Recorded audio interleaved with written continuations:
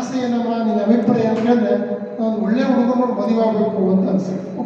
ಗಂಡು ಮಕ್ಕಳು ಇರ್ಬೋದು, ಮದುವೆ ಆಗದಂತ ಇರುವಂಥ ಹೊರ ನೀನು ಏನು ನಿಂದು ಆಸೆ ಏನು ಅಂದರೆ ನನಗೆ ಒಳ್ಳೆ ಹುಡುಗಿ ಸಿಗಬೇಕು, ಮದುವೆ ಆಗಬೇಕು ಅಂತ ಇರುತ್ತೆ. ಒಂದು 20 ವರ್ಷ ಆಯಿತು, ಮದುವೆ ಆಯಿತು, ಮಕ್ಕಳಾಯಿತು. 20 ವರ್ಷ ಆದಮೇಲೆ ಏನು ನಿಮ್ಮ ಆಸೆ ಅಂತ ಅದೇ ವ್ಯಕ್ತಿಗೆ ಕೇಳಿ, ನನ್ನ ಕೊನೆ ಆಸೆ ಏನು ಅಂತ ಸುಮ್ಮನೆ ಕೇಳಿದರೆ ನನ್ನ ಕೊನೆ ಆಸೆ ಏನಿಲ್ಲ, ನನ್ನ ಮಕ್ಕಳು ಮದುವೆ ಮಾಡಬೇಕು ಅಂತ ಅನ್ಸುತ್ತೆ. ಅದೇ ಮಕ್ಕಳು ಮದುವೆ ಆಯಿತು, ಮಗಳು ಎಲ್ಲೋ ಉದ್ಯೋಗದಲ್ಲಿ ಮಾಡ್ತಿರ್ತಾರೆ. ಮತ್ತೆ ಒಂದ್ಸಲಿ ಮೈ ಕಡೆ ಕೇಳಿ ಏನು ನಿಮ್ಮ ಆಸೆ ಅಂತಂದರೆ ನನ್ನ ಕೊನೆ ಆಸೆ ಏನಿಲ್ಲ ಸ್ವಾಮಿ, ನನ್ನ ಮೊಮ್ಮಕ್ಕಳಿಗೂ ನೋಡಿ ಮದುವೆ ಮಾಡಬೇಕು, ಅದೇನು ಕೊನೆಯ ಜವಾಬ್ದಾರಿ ನಂದು ಅಂತ.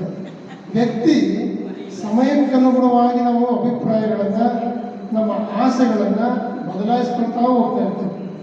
ನಾವು ಸಾಹಿತ್ಯ ಓದಿದ ಒಂದು ಅರ್ಥ ಆಗುತ್ತೆ ನಮಗೆ, ಏನು ಅಂದರೆ ನಮಗೆ ಗೊತ್ತಿಲ್ಲದೆ ನಮಗಿರೋ ಒಂದು ಜ್ಞಾನ